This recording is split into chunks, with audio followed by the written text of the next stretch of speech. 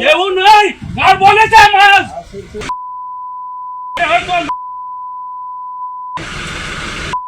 એટલે હું ગાળો કામ બોલે છે ગાળ દેવા માટે અહીંયા આવ્યો છે મા બેન ની ગાળો બોલે છે આ તમારો બાપ એની જગ્યા છે તમારે અરે બાપ કેમ આ રસ્તો કામ રોકો છે અરે આ રસ્તો કામ રોકો છે અરે પણ રસ્તો કામ રોકો છે અરે આ રસ્તો કામ રોકો પણ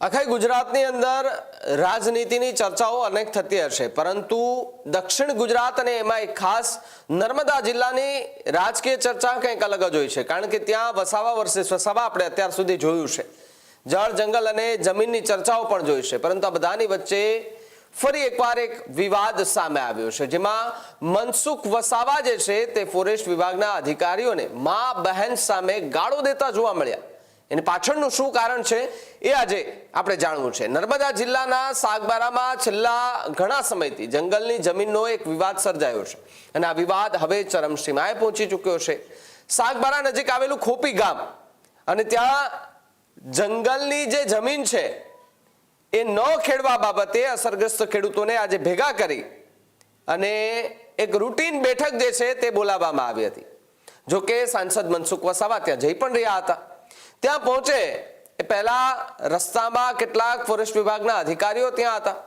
રસ્તા વચ્ચે ગાડીઓ અને બસ મૂકી દેવામાં આવી હતી એટલે કે રસ્તો બંધ કરી દેવામાં આવ્યો મનસુખ વસાવા સીધા જ ગાડીમાંથી ઉતર્યા વરસાદી માહોલ પણ હતો અને સીધા જ અધિકારીઓને જઈને કીધું કે ભાઈ આ બાપનો તમારા બાપુજીનો રસ્તો છે આ બધું કેમ અહીંયા બસ આડી રાખી છે તમે ખેડૂતોને કેમ હેરાન કરો છો ત્યારબાદ મામલો વધુ ઉગ્ર બને છે અને મા બહેન સામે ગાળો જે છે તે અધિકારીઓને ભાંડતા મનસુખ વસાવા કે જે સાંસદ છે તે જોવા મળ્યા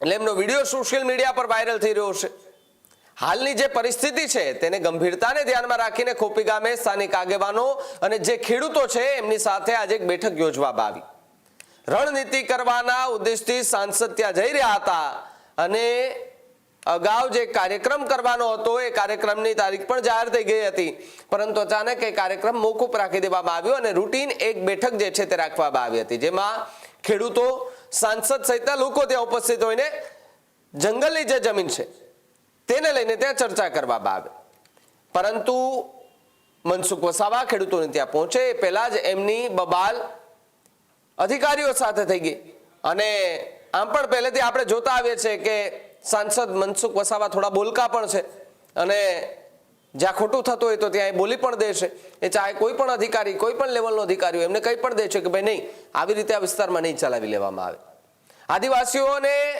રાહદારીઓને ભારે હાલાકીનો સામનો કરવો પડતો હતો જેને કારણે આદિવાસી લોકો જે છે તેને ગંભીર રીતે હેરાન પણ કરવામાં આવતા હતા તેવો પણ દાવો થઈ રહ્યો છે આક્ષેપો કરવામાં આવી રહ્યા છે જે બાદ મનસુખ વસાવા ત્યાં પહોંચ્યા આરોપ એવો પણ છે કે ફોરેસ્ટ અધિકારી દ્વારા જે સાંસદ મનસુખ વસાવા છે તેમની સામે અપશબ્દનો પ્રયોગ કરવામાં આવ્યો હતો ત્યારબાદ બંને અધિકારી અને જે સાંસદ છે તેમની વચ્ચે રકઝક જે છે તે વધુ થતી જોવા મળી રહી છે ત્યારે શું કહે 5 મિનિટના વિડીયોની અંદર છે મનસુખ વસાવા ગાડીમાંથી ઉતર્યા બાદ કે આ પ્રકારનું વર્તન કરે છે અધિકારીઓ સાથે આવો એ પણ જોઈ લઈએ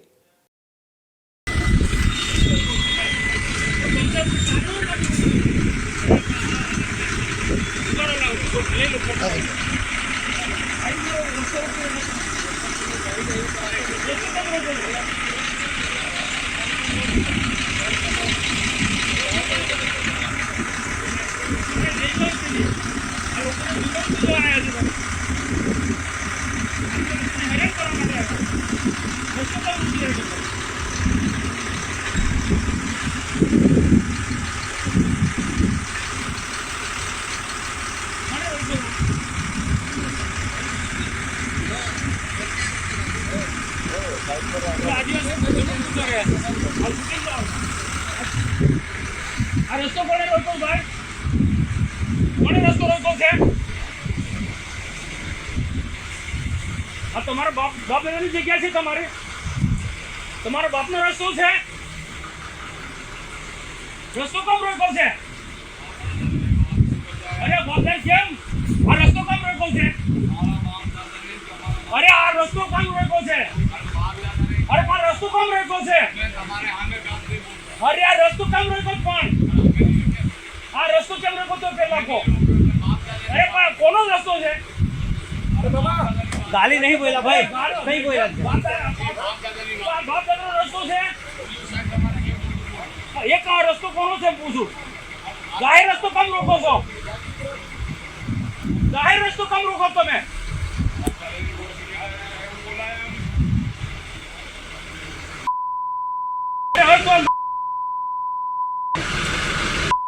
એટલે હું આ રસ્તો કોનો છે? મેં પૂછેલું કોનો હતો સર? એટલે હું કહેતો છું એવો નહીં. ગાળ કોણ બોલ્યો તું? ગાળ કોણ બોલ્યો તું? ગાળ કોણ બોલ્યો હમણાં મા સામે? તમે બોલ્યા ને ગાળ બોલ્યા તમે હમણાં? अरे मैं सामने ने आपको नहीं बोला था। अरे मैं समझा, मैं मूर्ख हम नहीं समझता। मैंने ये पूछा कि रास्ता किसका बाप का रास्ता है, रोक रहे आप? गाड़ी क्यों बोला? वो साहब हमारी बात એવું નહીં, ગાળ બોલે છે માણસ. અરે બસ તૂટી તો બસ પેલી બાજુ તો આ રસ્તો કમ આયો હોય ગાળો કેમ બોલે છે? ગાળ દેવા માટે અહીંયા આવ્યો છે, મા બેન ની ગાળો બોલે છે.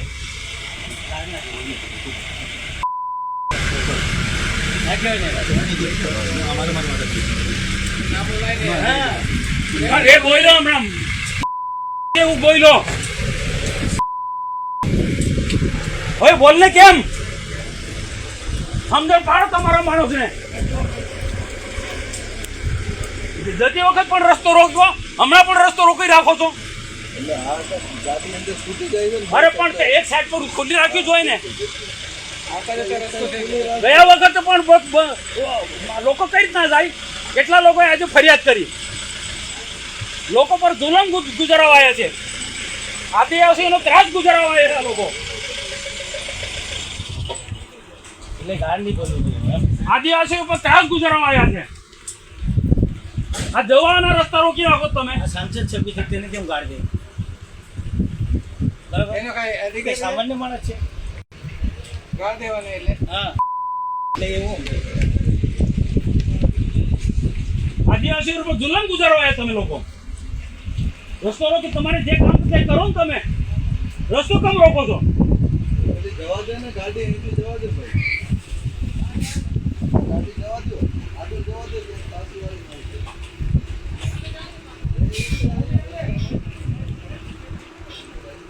સાંસદ આવે તો થોડીક તો મર્યાદા રાખવી પડે કે એ લોકોને ખબર પડી જાય કે સાંસદની ગાડી આવે તો હટાવી દઈ છે કે નહીં. એટલે તો માન આદિવાસીઓ પર જુલમ ગુજારવાયા છે. એ બી સમજ્યા પણ એટલે એવું સમજે.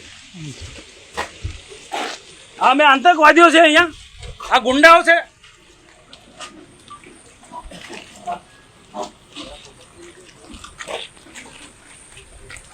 હજુ બોલાવો, જેટલા બોલાય તેટલા બોલાવો તમે.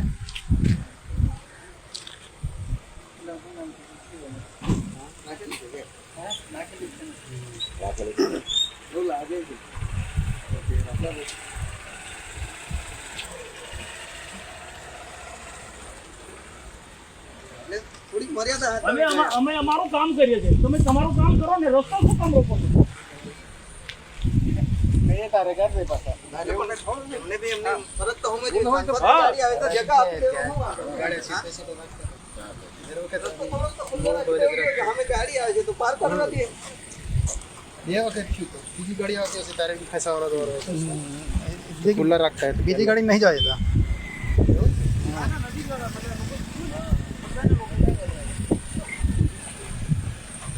ખેડૂત ભાઈઓ છે એ ખેતરમાં ડ્રોન ઉડાવતા હોય છે ત્યારે આપણે એક પ્રશ્ન સતાવતો હોય છે કે જે આપણે અત્યાર સુધી જીપીએસ ટેકનોલોજીવાળા ડ્રોન વાપર્યા છે, જેથી કરીને મોબાઈલ ટાવર છે અથવા તો હાઈ ટેન્શન લાઇન પસાર થતી હોય, કોઈ વૃક્ષો હોય, ત્યારે જે જીપીએસ ટેકનોલોજીવાળા ડ્રોન છે એમાં ટકરાય અને ટ્રેસ થાય છે. પણ એગ્રીવન લાવ્યું છે GNSS ટેકનોલોજી ડ્રોન, જેથી કરીને એ ડ્રોન છે એ કોઈ જગ્યાએ ટકરાય નહીં, પોતાની રીતે જ ડિસિઝન લે છે અને મૂવ થઈ જાય છે, જેથી કરીને GNSS ટેકનોલોજી ડ્રોન છે એ વાપરવાનો આગ્રહ રાખો. હજુ સુધી તમે અમારી ચેનલને સબસ્ક્રાઇબ નથી કરી તો અત્યારે જ ન્યૂઝરૂમ ગુજરાતને સબસ્ક્રાઇબ કરો, ફેસબુક અને ઇન્સ્ટાગ્રામ પર ફોલો કરો.